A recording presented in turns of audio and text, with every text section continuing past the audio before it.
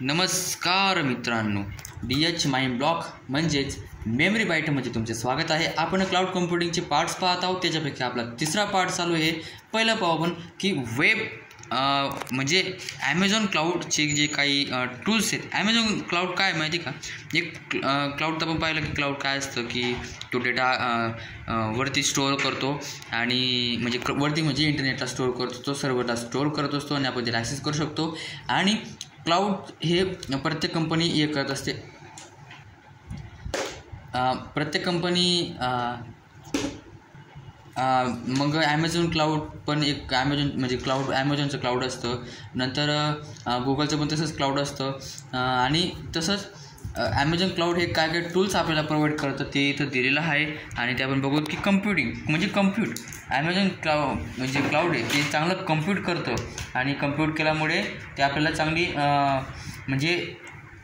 चांगलं आपल्याला प्रोव्हाइड करतं चांगली आपली जी मदत होऊन जाते आपल्यासाठी. जसं की कम्प्यूट करण्यासाठी त्यांनी वेगवेगळे टूल्स दिले. पुस्तकात आपण पाहू शकतो. आपण पुस्तकात लॅम्बडा नावाचं, नंतर EC2 असे नावाचे त्यांनी टूल्स दिले जेणेकरून कम्प्युटिंग कॅपॅसिटी वाढते. नंतर स्टोरेजसाठी पण वेगवेगळे टूल्स दिलेत. नंतर डेटाबेससाठी टूल्स दिलेत जेणेकरून डेटाबेस मॅनेज होऊ शकतो नंतर नेटवर्किंगसाठी टूल्स दिलेत. नंतर मशीन लर्निंगसाठी, सिक्युरिटी आयडेंटिटीसाठी, management monitoring, development tools, paper म्हणजे असे टूल्स दिलेत त्यांनी जेणेकरून आपल्याला ॲमेझॉन क्लाउड यूज करताना आपल्याला मदत होईल. नंतर नेक्स्ट पॉईंट आहे आपला पोर्टिंग ॲप्लिकेशन म्हणजे काय की तुमचे जे ॲप्लिकेशन आहे, तुमचं आता समजा बिझनेस चालतो आहे आणि तुमचं ॲप्लिकेशन आहे आणि तुम्हाला तो जे ॲप्लिकेशन आहे तुमचं सर्व्हरला किंवा क्लाउडला तुम्हाला ते आता अपलोड करायचे जेणेकरून तुमचा स्टोरेज वाढेल, तुमचं वेगवेगळ्या सर्व्हिसेस तुम्हाला मिळतील आणि जेणेकरून तुम्ही तुमचा बिझनेस मोठा करू शकणार. का बं करतात ते? कारण आपल्याला मोठा करायचा बिझनेस, स्केलेबिलिटी चांगली वाढवायची, आपल्याला त्या ॲप्लिकेशनची कॉस्ट सेविंग आपल्याला वाढवायची आणि ॲक्सेसिबल कुठं पण ते ॲक्सेसिबल होऊन जायला पाहिजे. त्याचे काही आपण स्टेप्स बघू शकतो इथं खाली की त्याचे काय स्टेप्स येत आहे. जसं की अंडरस्टँड युअर ॲप म्हणजे तुम्हाला ॲप अंडरस्टँड करावं लागेल. तुमची ॲप चालेल का तिथं त्या प्रोव्हायडरवर? तुम्ही प्रोव्हायडरवर ते अपलोड तर करताय, पोर्टिंग तर करताय, पण ती ॲप्लिकेशन तिथे चालेल का ते बघावं लागेल. नंतर तुमचं क्लाउड प्रोव्हायडर तुम्हाला चूज करावं लागेल. तुम्हाला ॲमेझॉनचं घ्यायचं, गुगलचं घ्यायचं, तुमचे सर्व्हिसेस तुम्हाला चूज करावं लागतील. अडॅप्ट युअर ॲप्लिकेशन नंतर चूज केला गेल्यानंतर तुम्हाला ॲप्लिकेशन तिथे चालते का नाही चालते तर तुम्हाला कोणते पॅकेजेस नवीन बनवावं लागतील तुमच्या ॲप्लिकेशनच्या किंवा नवीन ॲड करावं लागतील ते बघावं लागेल. नंतर मूव्ह युअर डेटा, नंतर तुमचा डेटा तिथं सिक्युअरली तिथं मूव्ह करून द्यायचा तुमच्या क्लाउडवर. नंतर इन्शुअर सिक्युरिटी अँड कॉम्प्लायन्स म्हणजे सिक्युरिटी कॉम्प्लायन्स तुम्ही चेक करायच्या. नंतर सगळं झाल्यावर टेस्ट करून घ्यायचं आणि नंतर तुमचा परफॉर्मन्स जो आहे तो चेक करत राहायचा आणि ऑप्टिमाइज करत राहायचं. नंतर आपला ॲडमिनिस्ट्रेटिंग क्लाउड म्हणजे तुम्ही आता स्वतः क्लाउड चालवत आहेत, गुगलचं तुम्ही स्वतः क्लाउड चालवत आहेत आणि तुम्हाला आता क्लाउडला मॅनेज करायचं आहे. Managing and overseeing resources and services, handle task. Administrator म्हणजे तुम्ही क्लाउडला डायरेक्ट मॅनेज करतायत आणि ओव्हरसीइंग रिसोर्सेस करतायत. त्याच्यामध्ये बघा तुम्ही पाहू शकता क्लाउड सर्व्हिस मॉडेल्स म्हणजेच क्लाउड सर्व्हिस मॉडेल्समध्ये काय की तुमच्या ज्या सर्व्हिसेस आहेत जसं की आसपास सास हे क्लाउड सर्व्हिसेस मॉडेलमध्ये येऊन गेले. नंतर की ॲडमिनिस्ट्रेशन्स म्हणजेच तुम्ही प्रोव्हिजन मॅनेजमेंट कसं करताय, परफॉर्मन्स तुमचा मॉनिटर होतो आहे, कॉस्ट मॅनेजमेंट होते. हे कीज टूल्स झाले म्हणजे की टूल्स आपल्याला ते प्रोव्हाइड करतं, बॅकअपसाठी प्रोव्हाइड करतं. नंतर cloud management tools, cloud manage कसं करतात त्याच्यासाठी आपल्याला टूल प्रोव्हाइड करतं. नंतर जसं आणि त्याच्यामध्ये आपण थर्ड पार्टी पण टूल्स आपण ॲड करू शकतो. असं नाही की तेच क्लाउडचं आपण टूल तिथं म्हणजे वर्क करू शकतो, टास्क करू शकतो असं काही नाही. नंतर ऑटोमेशन आपण तिथे लावू शकतो. नंतर सिक्युरिटी कन्सिडरसाठी आपण तिथे काहीतरी टूल्स लावू शकतो किंवा सिक्युरिटी कन्सिडर तिथे चांगले असतात की ॲक्सेस मॅनेजमेंट असतात, डेटा एन्क्रिप्ट राहतो तिथं.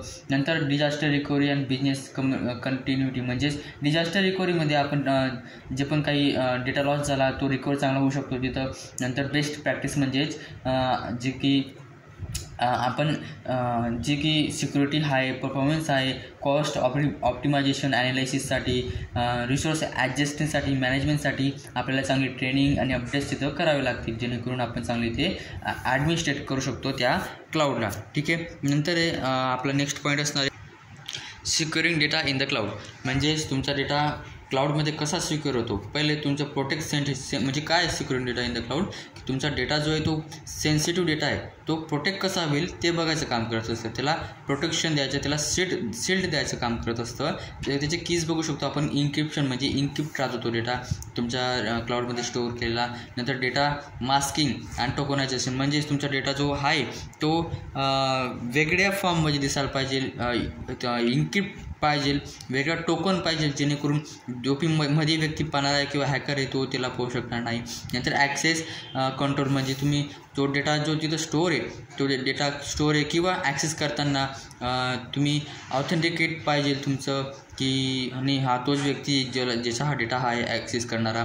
नंतर डेटा बॅकअप आणि रिकव्हरी. डेटा बॅकअप आणि रिकव्हरीमध्ये तुम्ही त्या डेटाला बॅकअप करू शकता. तो जे क्लाउड आहे ते डेटा बॅकअप करतं आणि जर तुमचा काही डेटा लॉस झाला किंवा चोरी झाला तर ते रिकवर करून देतं. नंतर प्रायव्हसी इन कॉम्प्लायन्स म्हणजे कंपनीचे जे काही रूल्स असतात की हे काम कोण हँडल करेल, हे काम कोण हँडल करेल, हे सेन्सिटिव्ह डेटाचं सेक्शन आहे, इथं हे काम कोण हँडल करेल आणि जो हँडल करतो आहे त्याला ऑथेंटिकेशन मल्टिपल ऑथेंटिकेशन द्यावं लागतील असं असतं.